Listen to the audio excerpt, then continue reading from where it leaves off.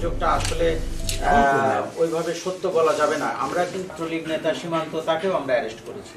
এখন দেখা যাচ্ছে যে প্রকৃত দায়িত্ব এবং পুলিশ হেডকোয়ার্টার থেকে বা আমাদের অন্যান্য ঊর্ধ্বতন এইসব আসামিদের ধরা আমাদের একটা উল্লেখযোগ্য আটক রয়েছে এবং যাদেরও এইসব মামলার সাথে এবং সন্দিগ্ধ 50 জনের অধিক গ্রেপ্তার আছে এবং 300 অজ্ঞাতে এবং 60 জন হচ্ছে নামীয় মামলা হয়েছে।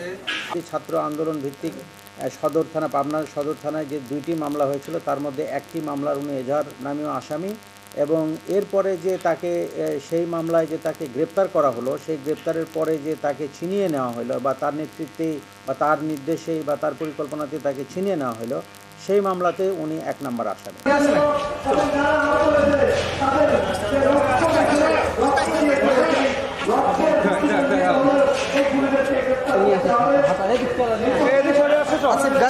অনেক কিছু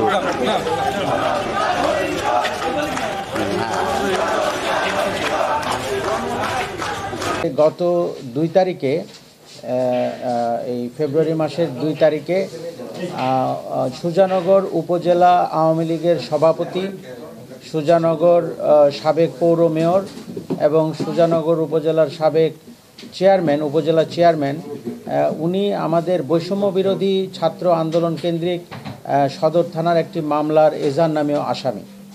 তো উনি আমাদের দীর্ঘদিনের ওয়ান্টেড আসামি ছিলেন। আমরা তাদেরকে ধরার জন্য বিভিন্ন সময় অভিযান পরিচালনা করেছি, কিন্তু উনি পলাতক থাকায় তাকে ধরা সম্ভব হতো না। কিন্তু গোপন সূত্রের ভিত্তিতে আমাদের সুজানগর থানা পুলিশ সংবাদ পায় যে উনি মথুরাপুর হাই স্কুল মাঠে তাকে দেখা যাচ্ছে।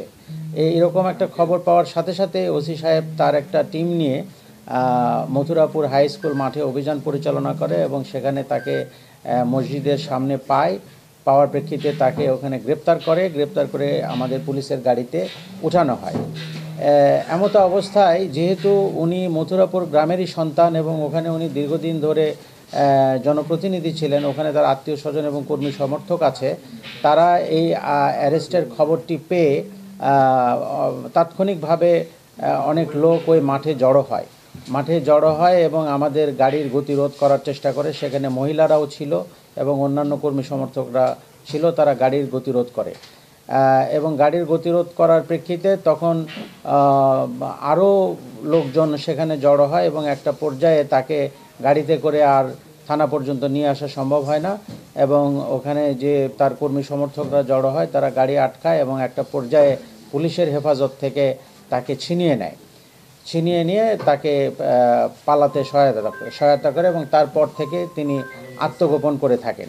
তো এই বিষয়টা বেশ চাঞ্চল্যের সৃষ্টি করে এবং পুলিশের এই যে পুলিশের হেফাজত থেকে আসামি ছিনিয়ে নেওয়ার ঘটনাটা এখানে বিভিন্ন পত্রপত্রিকায় ছাপা হয়, প্রকাশিত হয় এবং এতে পুলিশের ভাবমূর্তিও ক্ষুণ্ণ হয় এবং একটা নেতিবাচক সংবাদ তৈরি হয় পুলিশের উপরে। তো তৎপ্রেক্ষিতে আমরা ওই দিন রাতেই আমরা সেনাবাহিনী, র্যাব এবং আমাদের পুলিশের পর্যাপ্ত সংখ্যক সদস্য নিয়ে আমরা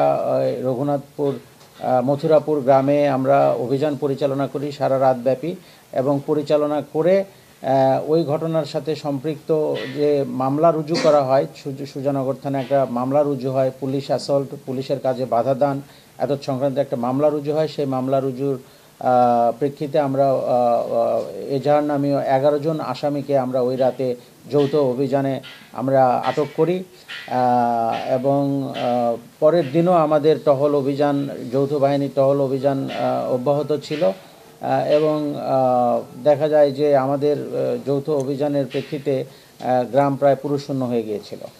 তো আমরা গোপনে খবর রাখতে থাকি এবং আমরা ওয়াহাব সাহেবের গতিবিধি, আমরা প্রযুক্তির সহায়তা এবং আমাদের গোয়েন্দা তথ্যের ভিত্তিতে তার গতিবিধি আমরা নজরদারির মধ্যে রাখি। মাঝে মাঝে আমরা দেখতাম যে ওনাকে ট্রেস করা যাচ্ছে না, আবার মাঝে মাঝে উনি এলাকায় আসতেছেন বা থাকতেছেন, এই ধরনের খবর আমাদের কাছে ছিল। তো একটা পর্যায়ে আমরা যখন আমাদের গোয়েন্দা তথ্য আমরা একেবারে স্পেসিফিক পাই, তৎপ্রেক্ষিতে আমরা আজকে ভোরে ওই মথুরাপুর গ্রামেরই আপনার আনিসুর রহমান সাহেবের বাড়িতে ওই দোপপাড়া যে গ্রাম, দোপপাড়া শাকিনস্থ জনৈক মোহাম্মদ আনিসুর রহমান আনসুর বসত বাড়িতে তাকে আমরা পাই। আমরা ওখানে বেশ কয়েকটা বাড়িতে আমরা অভিযান পরিচালনা করি। তখন আমরা আনিসুর রহমান আনসুরের বসত বাড়িতে সকাল আনুমানিক 7 ঘটিকার দিকে তাকে পাই এবং তার সাথে রাব্বি শেখ নামে আরেকজনকে আমরা আটক করি, যে ওই পুলিশ অ্যাসল্ট মামলার এজার নামে আসামি।